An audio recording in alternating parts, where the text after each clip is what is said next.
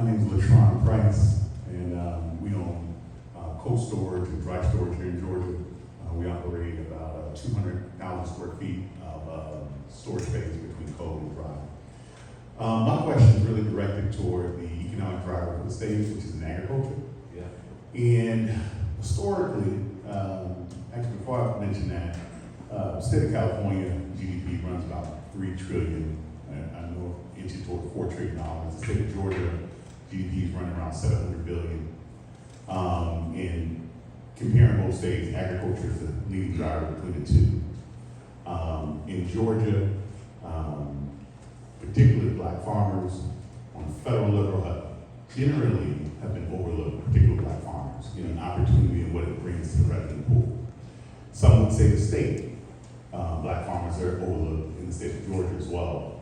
My question to you would be, how would you, in your next term, put together specific programs that would encourage black farmers to be active in this economic environment? And then in addition to that, what would your office do with the new administration of the Georgia Ag Commissioner coming in to have a direct conversation with urban communities around agriculture?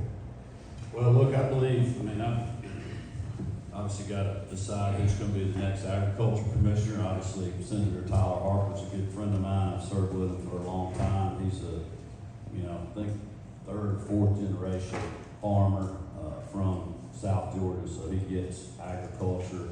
But they're all, his whole family, they're also business people, and I think he'd welcome that conversation. I'll be glad to talk to him about that, and we can have him reach out.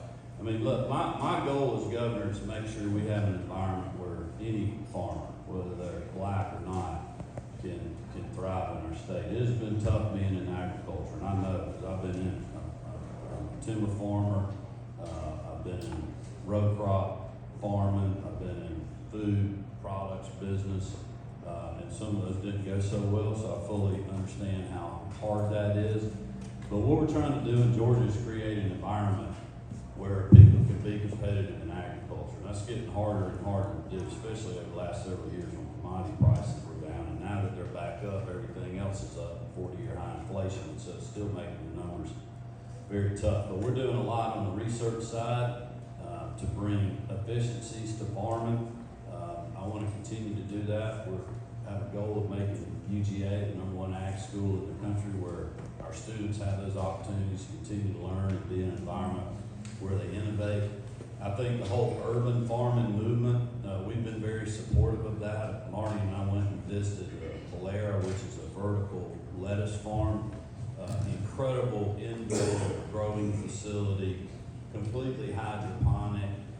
It's just an unreal operation. I know there's a lot of other things like that going on. And from my understanding, there's a lot of African Americans that are involved in innovative urban agriculture. So we would welcome that discussion.